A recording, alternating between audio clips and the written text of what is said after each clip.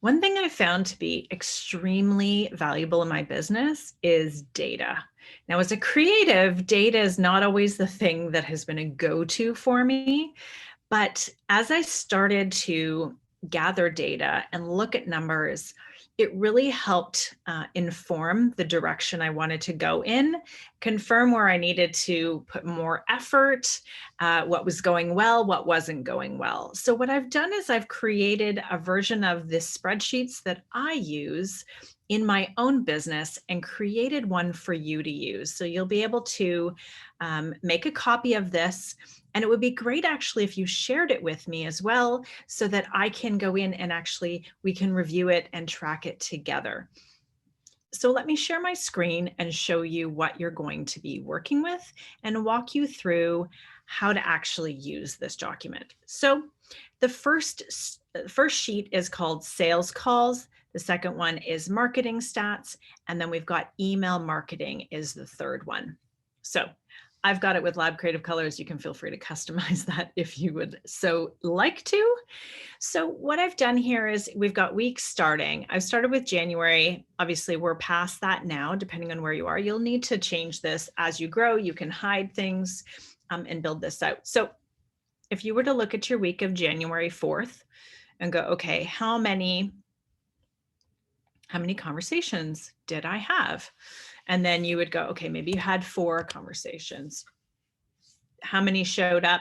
3 showed up, 1 was a no-show. So then you get to actually see, do all of your calls show up? You could look at outreach done. Like what was did you follow up with past people? Did you do something that would, beyond sales conversations, that could engage with potential clients? So from here, you want to go, okay, did I have any sales that week? Perhaps you had 1 sale for $500. Okay, we're just estimating right now. So then you see you have a 33% close rate. You know that this is the gross. Did you get the cash in or did you get a deposit? Maybe the value is $500, but you got a deposit of $250. So now you know the value booked, the percentage of the cash that you got. So then you can do this for every week. Go in and calculate, how many calls am I having? How much outreach am I doing beyond those calls? Are people not showing up? How many sales am I making? So that if 1 out of 4 people sign up for something with you, you have a 33% close rate. So that helps you to better be able to estimate, okay, how many sales calls do I need to have to close a certain amount of business, knowing that I typically close 33% of those calls. Okay, so it's just a really great way for you to track your sales and go, if you've got weeks where you've got no sales no conversations, what do you need to do in terms of outreach, blogging, calls to action, all of that can increase the number of sales conversations that you're having. Sales conversations can actually be in your DM on your social media. It could be by text, could be by email. It doesn't have to necessarily be a phone call or a Zoom call for it to constitute a sales conversation. Okay, so I hope that helps you. And you can start to build this out and go, okay, I'm doing too many calls and not enough for converting. Why is that? Then you get to assess, is there something in what I'm saying, how I'm talking about it? What is the feedback? What are people saying? What's the reason why they're not moving forward? Is it money related, time related, something else? So then you can start to assess that better. Then you can go to your marketing statistics here. Look at things like if you've got an email list, how big is that email list on the week of January 4th? So say you've got 50 here.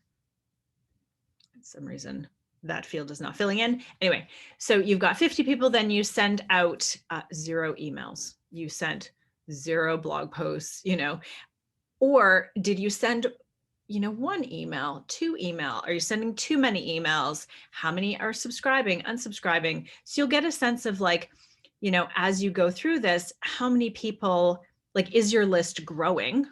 How many emails are you sending out? Are you blogging? How many Instagram followers do you have? What kind of engagement are you getting? How often are you posting? Same with Facebook. And you can add any other channels you're on if there's ones that are relevant to you. You can also look at, your freebies. So typically you're going to have some form of a lead magnet. It could be a PDF, it could be a quiz, a webinar, whatever that might be. How many people are looking at it? How many people start it? Like you can see that they've started to fill something out. For me, I could look at my quiz stats and go, well, I know this many people started it, but only this many people completed it. Then you want to look at how many of these are converting into sales, right? Because it's great to have freebies, but if it doesn't ever convert into anything, is it really the right freebie? So you can go in and adjust these. Maybe these aren't the right pieces of data that you want to collect, but knowing that your mailing list is growing, knowing that you're blogging regularly and you're sharing that with your email list, knowing that your following is growing, and not just following, but your engagement. Are people sharing it? Are they bookmarking your posts? How frequently are you posting? So what this does is it helps you with your visibility. It helps you with how often am I getting out there and how many people are seeing it, and are we growing our following? That is really the purpose of this. So you can really get a sense of what's resonating and what isn't. Now, the email marketing dives deeper into specifically your email marketing. So you can create, what day was it sent on? What was the intention?